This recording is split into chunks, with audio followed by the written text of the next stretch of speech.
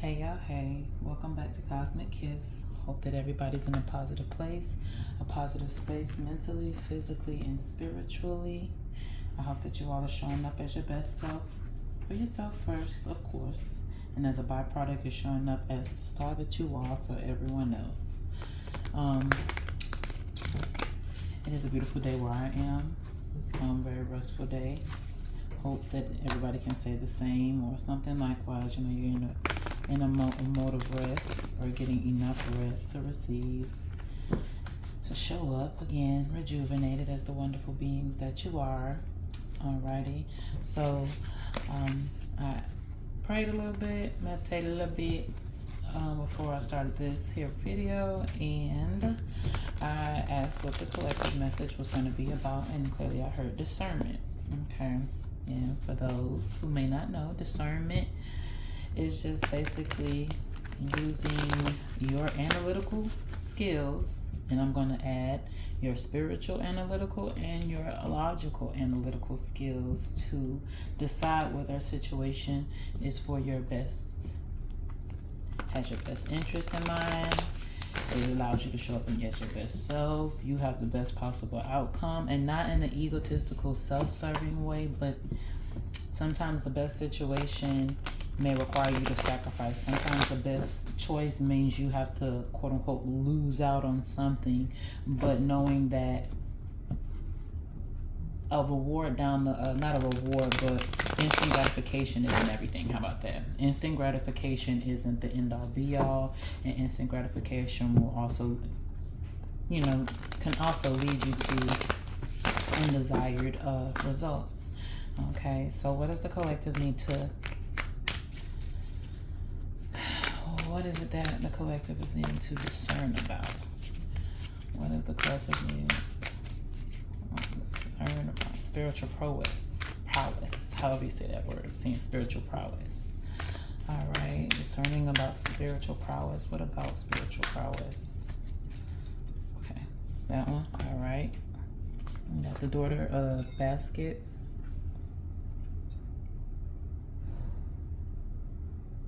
I'm hearing discerning with ease. In this card, this young lady's she's facing a giant field of lavender, and as you know, lavender is like calm and is a calming scent, is a calming flower, calming essential oil. I want to say it's a neurodivergent. I was going to say neurodivergent. Whatever the word is that has neuro in it, where it just basically calms your nervous system. Ooh, I lost that word. But nonetheless, she has on her dress, she has her basket, she's at peace. In regards to spiritual discernment, spiritual discernment and spiritual prowess, I think your spiritual discernment is your spiritual prowess. And you'll know the things that you need to discern on by the calmness that comes over you. So it could be a chaotic situation. It could be a choice that logically wouldn't make sense. It could be a situation that would possibly cause you to have some anxiety or some stress, but for whatever reason you're calm about it. And I'm getting your calmness, the calm that comes over you, or the ease in which you're able to make even a difficult decision, will assist you in discerning in the right way, or discerning in the right direction. Okay, let's see. I feel like it's going to be a short message. Okay. Alrighty, Ace of Wands. Ace of Wands is a new beginning, inspired. I always think, when I say Ace of Wands, I always think about inspired action, or something that inspires action, like almost like the stone, or not even a stone, the little snowball that turns into an avalanche. So the beginning motion. And so maybe your spiritual prowess or your discernment, your on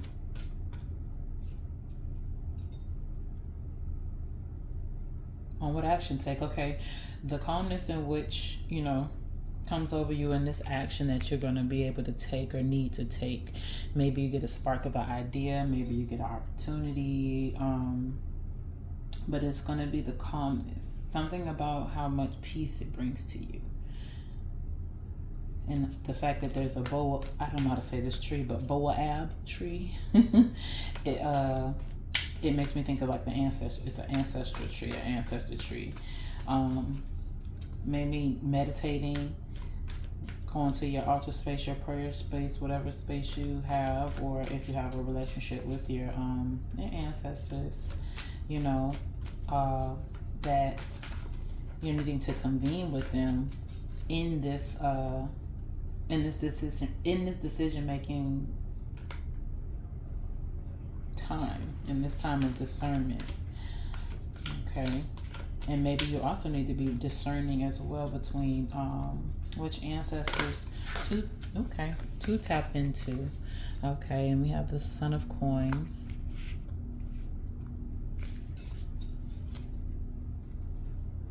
Son of Coins. But like I was saying, maybe you need to confer with the ancestors, or you need to discern which ancestors would be the suitable ancestors to solicit their assistance on. Okay, as we go through our spiritual journeys, our spiritual guides and our benevolent ancestors that guide us in our spiritual growth, you know, I have this notion that they come in and out, they fade in and out. Some are more prominent at certain times of your spiritual path, while others are kind of more quiet. But then when you walk into different parts of your path and require different sets of skills, the ancestors that are more equipped or more knowledgeable in that earthly, you know, from that earthly perspective. For example, you may have an ancestor that was really good with plants, and you're starting a garden. You would you could call on them, or you could just get out there in the garden and just do your thing and listen to, as I said, listen to the whispers in the wind, but basically intuitively flow through the garden, because that ancestor will then, you know, channel through you and what to do, what not to do, what more to do. And most of the time, it's also just popped out, and most of the time it is going to be right in alignment and often accurate information on what you need to do. So maybe discerning between what ancestors need to be solicited for help. And then for the Son of Coins, dancing in the sun, because even though I know they're doing capoeira, but basically that dancing that it's a form of quote unquote dancing that the enslaved Africans in, I want to say, Brazil used to disguise actually training for fighting. But they did it to the beat of drums, and it was actually it's actually a style of fighting or combat, so to say. But something is telling me to look in the book. Look in the book for this Son of Coins. The Son of Coins. Where are you? Sorry, y'all. All right, persistence. Manifest. Alrighty. Capoeira. Oh God, I'm gonna learn how to say that word. Capoeira and Boab. Next time I do a video, I'm gonna know how to say those two words. But anyway, it says 2 young men engage in capoeira on the beach. Capoeira carries the energy of survival, allowing its participants to remain psychologically, spiritually, and resilient. The Son of Coin works towards security and plenty with practical, driven, and patient precision. This card is about the dedication and determination towards your goal, but not putting life or yourself on the back burner in the process. The Sun always finds a silver lining, enjoys sharing the light he sees with others. He knows that challenges, slip-ups, and mistakes are a part of the process towards improvement and success. Be a dreamer and a doer. Okay, so what I'm getting from this card is that in regards to discernment, in regards to this ease that you're going to get with discernment, that even in the mistakes, even in a part of that ease is knowing, like I was saying earlier, discernment is knowing how to make a decision that's for your best and your highest good. And what might be best for you may not look outwardly or seem outwardly the best move, because you won't quote unquote be on top or be the first or be the best, or you know what I mean, you might have to sit out on something. But it's almost like this dancing in the sun, like having a light heart and a light spirit even about the shortcomings that come about, even if, because some of us may have foresight. I don't know about you all, but sometimes I'll get into something and I can kind of see how this is going to go. And sometimes I've been guilty of it, of shying away from something because I can see how it's going to go, or I got a sense of how things are going to go. And this is just not something I'm looking forward to. So I kind of prolong it and kind of, kind of dance around it. But meantime, what spirit does is spin the block into a point where you can't avoid it. And oftentimes by the time I get to what it is that I've been avoiding, it is even more unpleasant on top of the unpleasantry that I knew that I was going to experience. So this dancing in the sun gives me a lightheartedness that you'll have, or that you'll have along this process. You'll have along with whatever this decision is that you have to make, whatever it is that you're needing to discern about. Like, you're looking at the hiccups like, okay, tomato. It happens. Such is life. Let me go enjoy today, being in the present moment. Because this style of dancing also gives me like it makes me think of like call and response. So kind of in the moment. So a need to be present. A need to be present, and present for your sanity, present for your mental, present for your spiritual and your physical health. And the best, that way you're not too caught up in the future about what could happen in the past, as far as things that didn't go in your favor, or things that you could have done before, as you're discerning or moving forward now. You know what I'm saying? Like, I could have did this if I would have known, but you didn't know. So this is why we're moving this way at this time. And just, like I said, keeping it real lighthearted, but whatever. And though I keep talking in past tense, future tense, as if this is something you're discerning for, maybe this is a spirit of discernment that you have on you now. This is a spirit that you have on you now. And the reason I say that is because this Six of Wands is someone being upheld in the public light, like public recognition.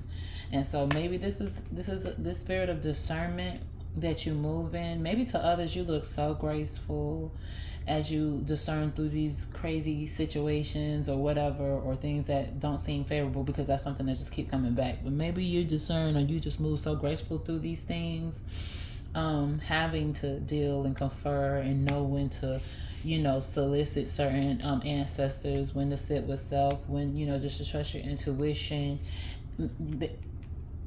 Maybe because this is giving you moving with grace in this spiritual journey, and that you're going to be recognized for moving with such grace. All right, there we go. Okay, I see it. You've moved with grace. You're moving with grace. You have moved with grace. Yes, you moved with grace spiritually. You've moved with grace physically. And because you're moving with grace, you're being upheld because of this grace. Okay, let me get a card or two. Nice. That's a lot of cards. That's so crazy, because I literally thought of this card when I saw this one. That's a lot of cards, but I'll take all three and see if I can bust down real quick. Alrighty, so you're going to be recognized. You're going to be recognized publicly, but this I'm getting, you're also going to recognize, you're going to see yourself. And though this card, normally the Four of Baskets, it's like apathy, discontent, I got quite the opposite. Maybe you were once in a state of discontent, and where you were looking at yourself, picking yourself apart, you now see growth. So where normally this card is deciphered as like basically not seeing this growth, maybe now as you're being publicly recognized, you're also having some internal recognition of oneself. And this internal recognition is going to lead to some forward movement and some fast forward movement. Okay. Some fast forward movement. You've got a partnership within self and without self. So as you develop this partnership, because in order to see yourself, as you get recognized by others and you begin to see yourself, you're developing a healthy partnership within yourself. And this healthy partnership within yourself is going to manifest outwardly. I'm hearing work on this. The Eight of Knives, getting out of your head about yourself. getting out your head about yourself. And I'm getting in regards to this relationship because ironically, in my personal life, not my personal life, but someone I know, they're basically stepping out onto the dating scene and they're like extremely nervous, but they're picking themselves up. Like I can tell that they're picking themselves apart.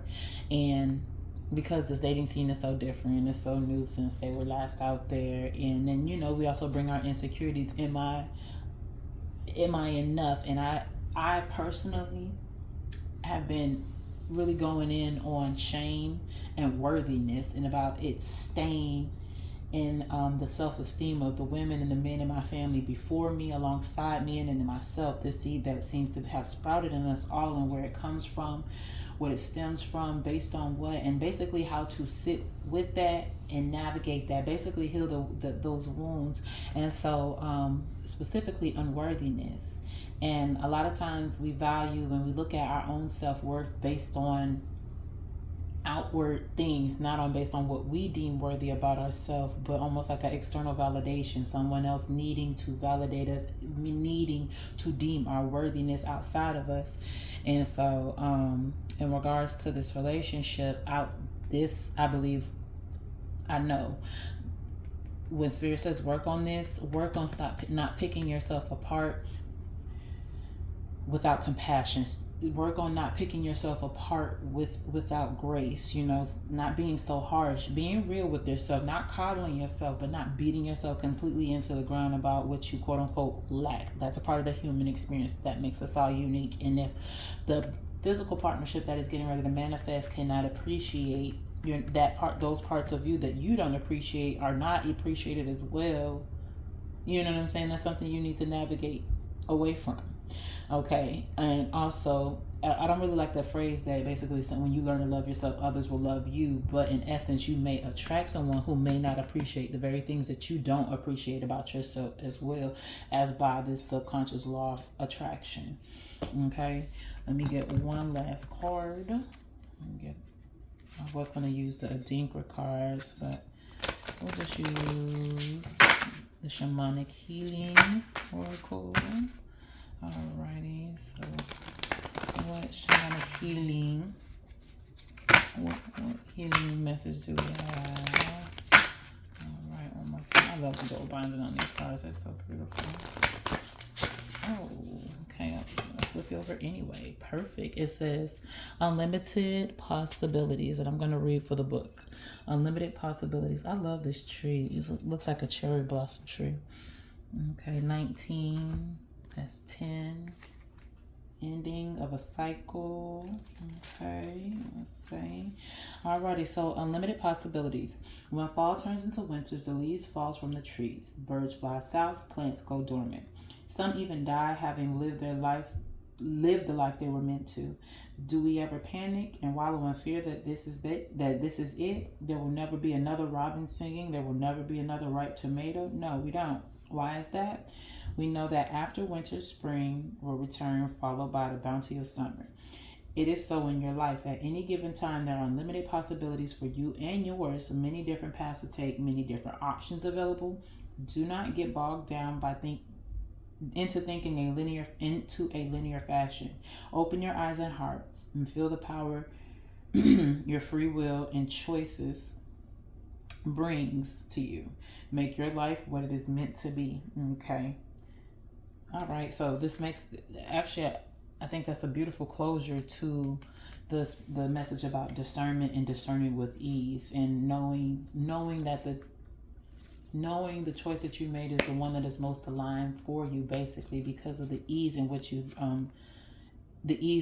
brings, and the fact that you have unlimited possibilities. And it's almost like having this ease is going to help you see all the many possibilities, and knowing that you're always where you're supposed to be, doing what you're supposed to be doing at this present moment is assurance. It should give you a sense of ease, knowing that no matter what may be next, I'm going to be where I'm supposed to be. So in essence, everything is always working out for me.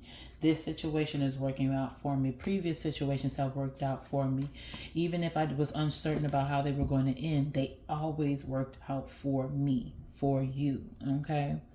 That's beautiful. All right. I hope y'all have a beautiful rest of y'all week. Hopefully, I'll be able to see you sometime again during this week. If not, that's cool too. But in the meantime, in between time, y'all be good. You know, when I say be good and be sweet, these are like phrases that my brother and my granddaddy used to say. Like, all right, y'all be good, stay sweet. Okay. So in the meantime, in between time, y'all stay sweet. Y'all be good. Okay.